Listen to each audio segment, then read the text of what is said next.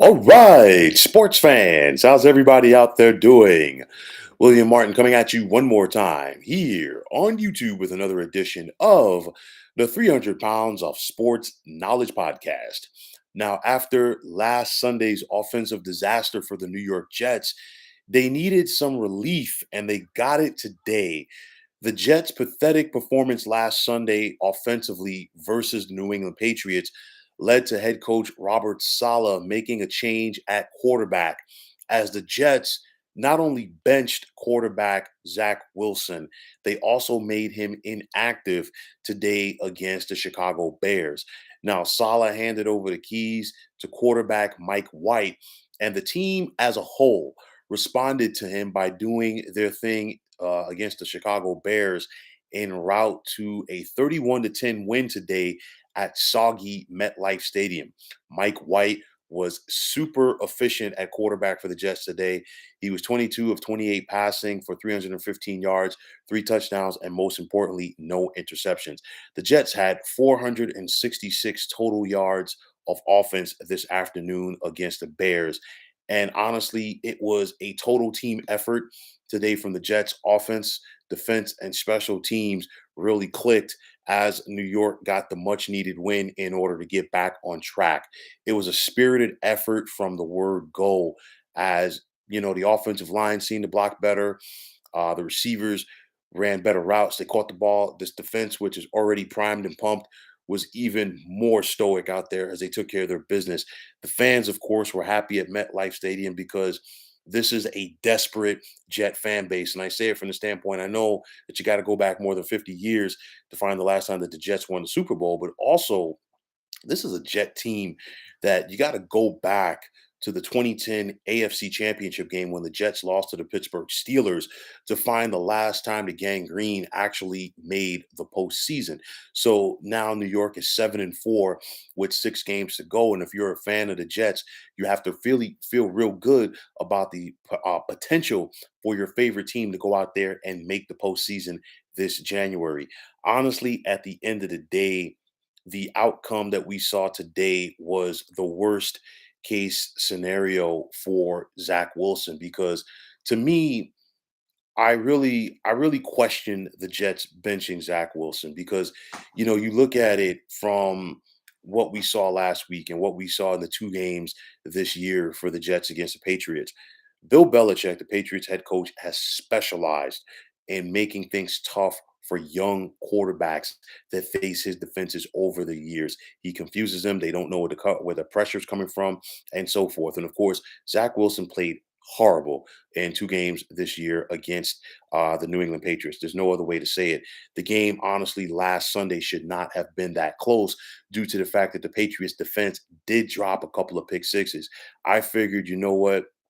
Let Wilson, have an opportunity at least to get back on track against the Bears. Why? Because the Bears are one of the worst defensive teams in the NFL, which the Jets exposed today. Then on top of that, the Bears themselves are going to be trotting a backup quarterback out there in Trevor Simeon after the injury to their starting quarterback in Justin Fields. And I figured, hey, you know what? Let Wilson get an opportunity to get right against this team, get his swag back, get his confidence, and get back on track. But that was not the case.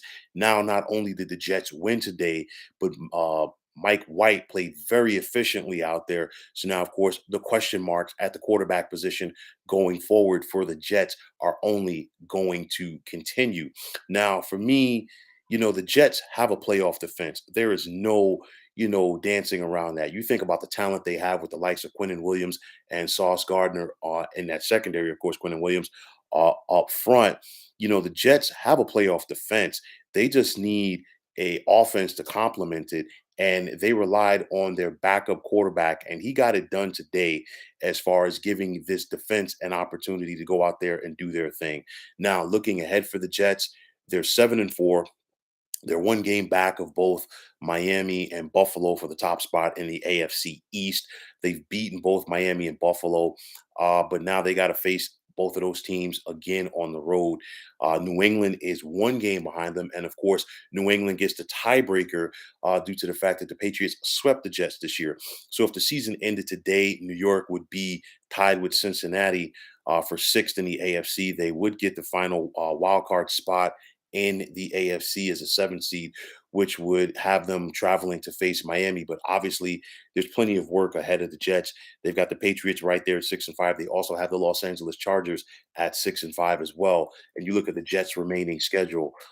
They're at Minnesota this Sunday. That's not going to be an easy game, especially once you factor in that the Vikings have a few extra days rest due to the fact that they played at home on Thanksgiving Day. They're at Buffalo in week number 11. I got a feeling this is scheduled for a 1 o'clock kickoff.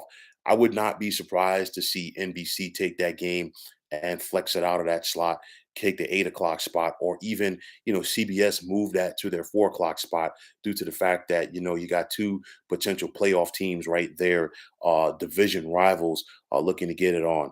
The Jets host the Detroit Lions in week 15. They host Jacksonville in week 16 on Thursday night. And then the last two games of the season at Seattle and former starting quarterback Geno Smith, as well as former Jets head coach Pete Carroll, going back to a whole another era of Jets football. You know what? At the end of the day, anything, and I repeat, anything can happen on New Year's Day in the Pacific Northwest. And then finally, the Jets finish on the road against the Miami Dolphins. So the Jets are far from being out of the woods yet as far as getting to the playoffs. But if you're gangrene, you have to be happy with what you saw from your team, especially from the quarterback position this afternoon. So it's on Robert Saleh and the rest of this team.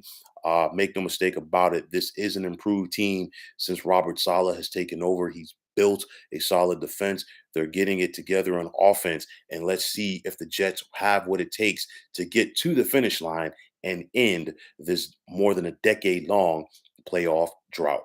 So, folks, that is going to wrap it up. And as always, I want to take this time out to thank you for tuning into the 300 Pounds of Sports Knowledge podcast here on YouTube. I want to take this time out to thank all of you fine folks out there for tuning in. And if you have not already, please feel free to subscribe to this channel. Now, if you're on Twitter, please feel free to follow me at 300 Pounds of Sports. And like I always say, if you follow me, it'll be my pleasure to follow you right back.